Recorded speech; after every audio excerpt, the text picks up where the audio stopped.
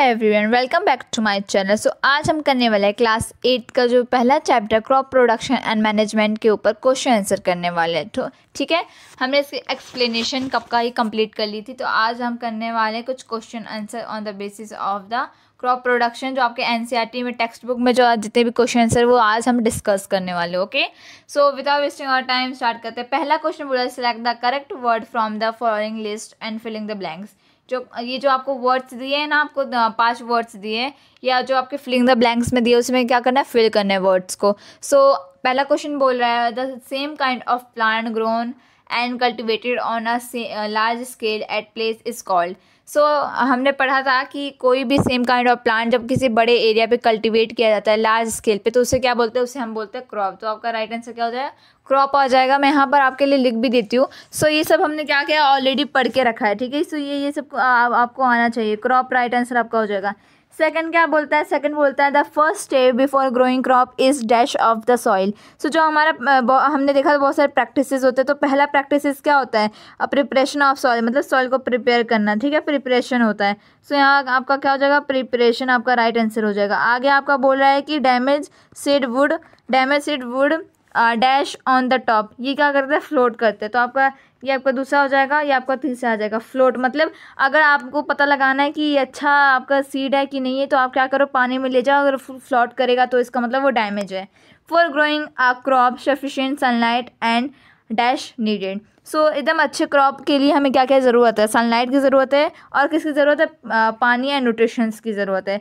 सो यहाँ क्या आ जाएगा, यहाँ वाटर आ जाएगा। वाटर की भी ज़रूरत है और साथ में न्यूट्रिशंस की भी ज़रूरत है, ठीक है, तभी ना आपका वो ग्रो होगा।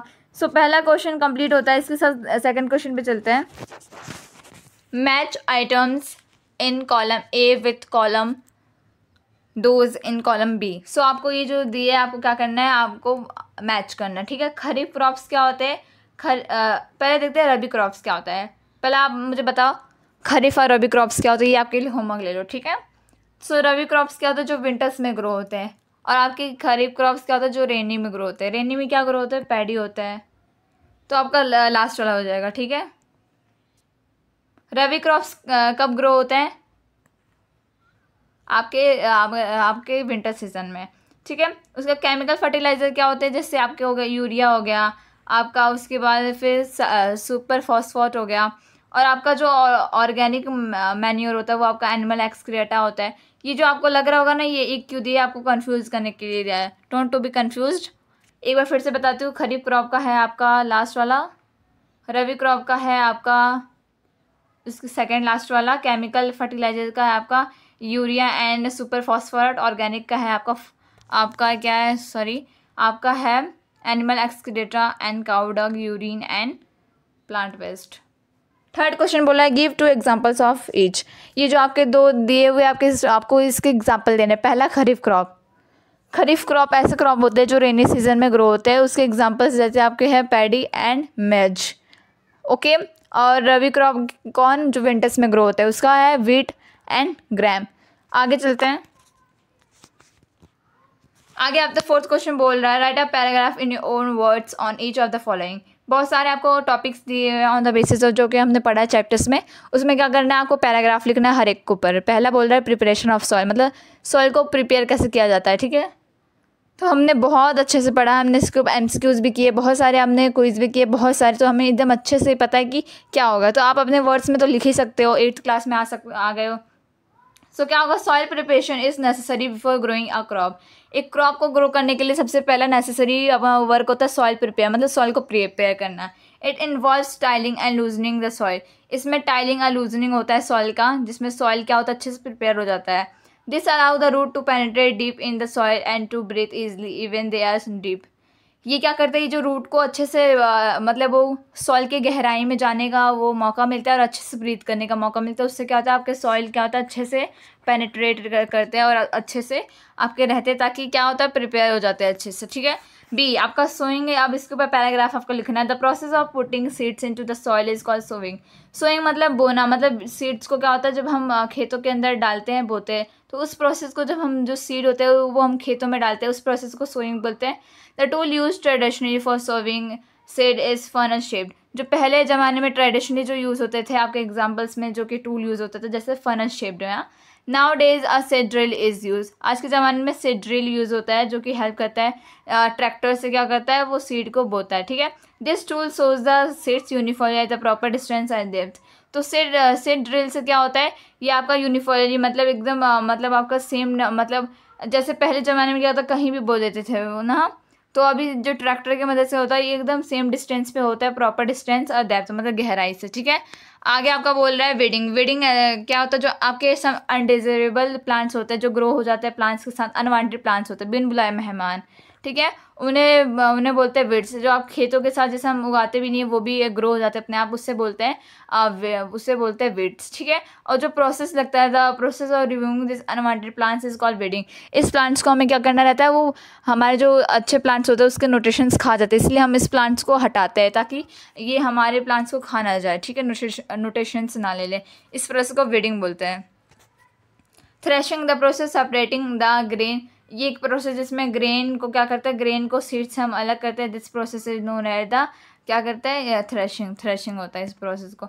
आगे आपका बोल रहा है आपका 5th question, explain how fertilizers different from. आपको क्या करना है, ऐसे आपके क्वेश्चंस बहुत सारे आने वाले। ये जो आपका चैप्टर 1 है बहुत लेंथी चैप्टर है आपको लेकिन है बिल्कुल इजी, मतलब बहुत सिंपल है बट उससे लेंथी कुछ कर दिया है।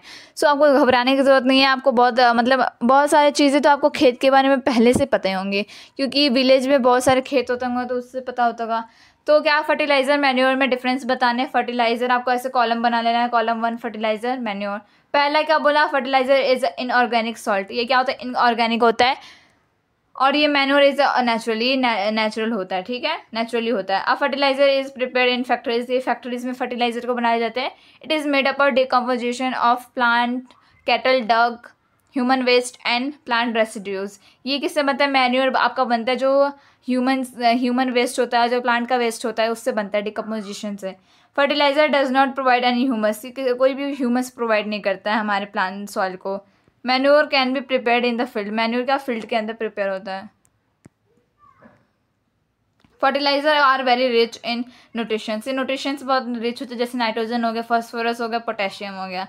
Manure provides a lots of humus. ये बहुत सारी ह्यूमस प्रोवाइड करते हैं किसमें, सॉइल में बहुत।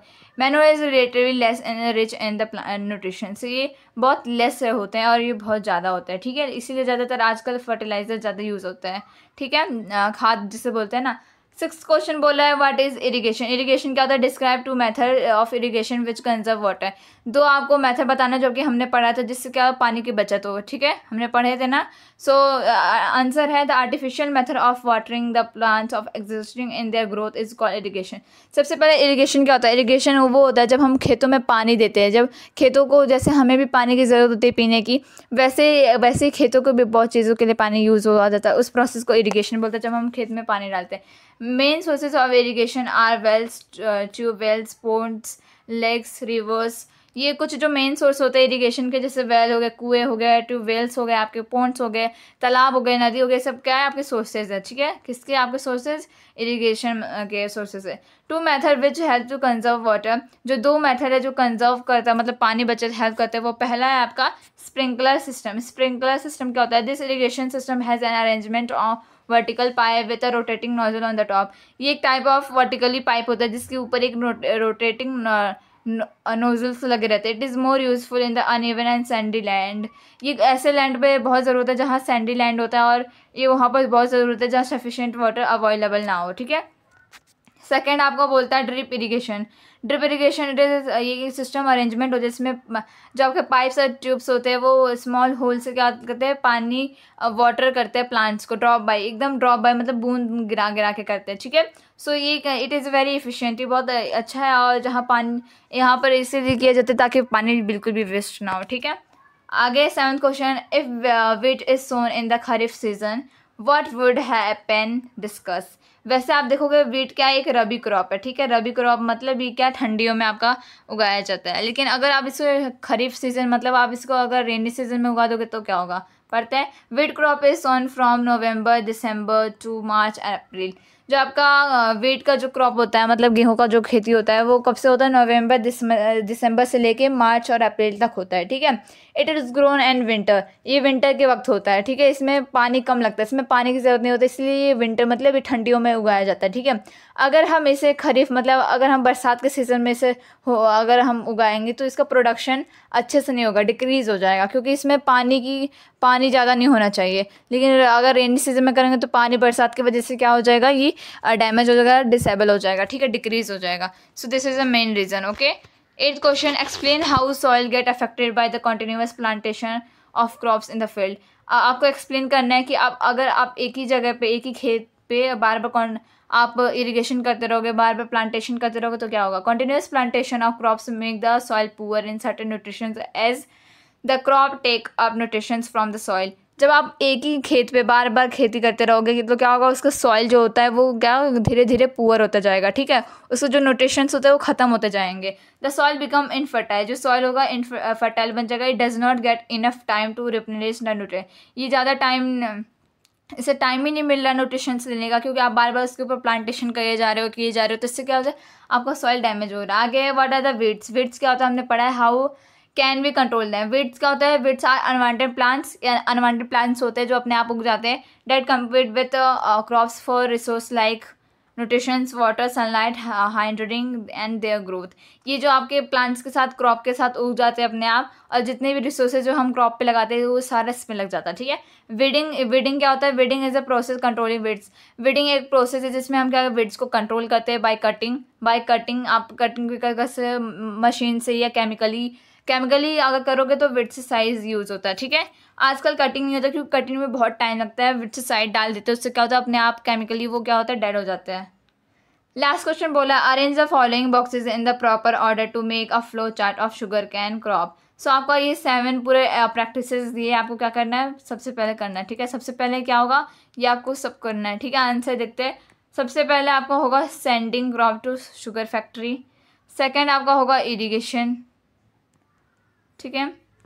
आपका थर्ड होगा हार्वेस्टिंग। आपका फोर्थ होगा सोविंग। फिफ्थ होगा आपका प्रिपरेशन ऑफ सॉइल। सो ये क्या उल्टा फुल्टा आपको दिया है, ठीक है।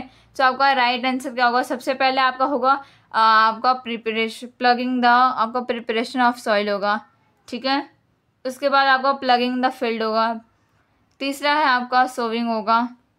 चौथा आपका क्या होगा? आपका इरिगेशन होगा। पांचवा आपका मैन्यूरिंग होगा।